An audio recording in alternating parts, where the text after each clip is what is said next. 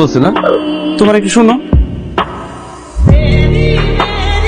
আম্মা, আমি আপনার ছেলের বউ। আম্মা, এখন আমি কি করুম কোন দিন? গ্রামের লোকজন বলে জোর করে রাসুর আরেক মেয়ের লোকে বিয়া দিতে দিতেছে, আমার কি হইব? আমরা দুজন দুজনকে ভালোবাসি, ওই বিয়াতে গিয়ে সব কাজ লেগে গেছে। ও আম্মা, আমি কিন্তু বাড়িঘর সব ছাইড়া আইছি, আমার কিন্তু যাওয়ার কোনো জায়গা নাই। আপনি আপনার কোলে একটু আমার ঠাই দেন গো আম্মা।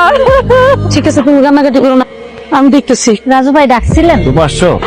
এই তোমার সমস্যা কি? তুমি আমার বয়ফ্রেন্ডে বিয়ে করতে চাও কেন? আমি তো বিয়ে করতে চাই না, আমার আব্বা আমার বিয়ে দিতে চায়। কইলার তুমি রাজি হয়ে গেলা? তুমি কি খুশি খুকি? আচ্ছা তুমি থামো, আমি কথা বলতেছি। এই রূপা, তুমি না একটা ছেলের সাথে প্রেম করতা? আরে তাহলে তুমি তোমার বয়ফ্রেন্ডের বিয়ে করো, আমার বয়ফ্রেন্ড নিয়ে টানাটানি করতেছো কেন? আরে আমাদের তো ব্রেকআপ হয়ে গেছে, আমার কোনো যোগাযোগ নাই। যোগাযোগ নাই তো যোগাযোগ করো, তারে খুঁজা বাইর করো, তারে বিয়ে করো, আমগো একটু রেহাই দাও। আপনারা একবার বলছি না আমাদের সাথে কোনো যোগাযোগ নাই, এখন আপনারাই দেখেন তারে খুঁজে পান কিনা। যদি পান, সে যদি রাজি থাকে তাহলে আমারও কোনো আপত্তি নেই।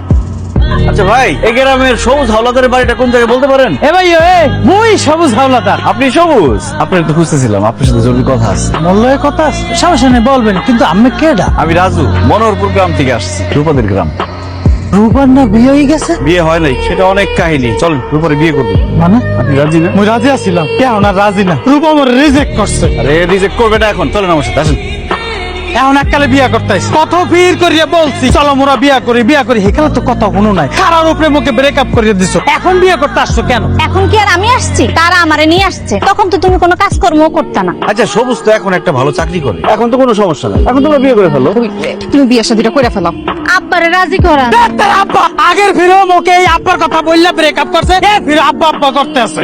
আচ্ছা ভাই, যা হবার হয়েছে, ওর আব্বার কাছে বিয়ের প্রস্তাবটা পাঠান, আমাদের মাথা থেকে এই বিপদটা দূর করে। কি ব্যাপার, তুমি আবার আমার বাড়িতে আসছো কেন? চাচা মুই এখন ভালো একটা সার কি করি? হ্যাঁ, তো কি হয়েছে? চাচা রূপারে মুই বিয়া করতেছি। অসম্ভব, তুমি জানো না রূপার বিয়ে ঠিক হয়ে গেছে? কিন্তু চাচা পঞ্চায়েতের সিদ্ধান্তের বাইরে আমি যাইতে পারবো না। এখন তুমি কি ভালো বলে বাইরে হবা নাকি আমি লোক ডাকবো? আসসালামু আলাইকুম চাচা। ওয়ালাইকুম সালাম। কে গো তুমি? মা? চাচা, আমি আপনার হবু জামাইয়ের গার্লফ্রেন্ড। আস্তাগফিরুল্লাহ, আস্তাগফিরুল্লাহ। জি, শুধু তাই না, আমরা দিনের পর দিন ধরে লিভ টুগেদার করে আইতাছি। লিফট টুগেদার আবার কি জিনিস? মানে একসাথে আমরা অনেক দিন ধরে থাকি, স্বামী স্ত্রীর মতো থাকি আর কি। এই মেয়ে, তুমি এসব পাগল ছাগলের মতন কি বলতেছো? জি, আমাদের কোনো কিছু বাকি নেই, মানে সব করা হয়ে গেছে। আপনি আপনার মেয়ের সাথে রাজু বিয়ে দিয়ে নিন। আসি আমি, হ্যাঁ? আসসালামু আলাইকুম। মা জননী শোনো, বিয়ার আগে না এইরকম ইটিস পিটিস অনেকেরই থাকে, বিয়ার পর আবার ঠিক হয়ে গেছে। আসসালামু আলাইকুম কাকু। তোমার না বলছি এই গ্রাম ছেড়ে চলে যেতে, তুমি এখানে আবার কি করতেছো? কাকু পাহারা দিতে আছি, আপনি নিজ চোখে দেখেন।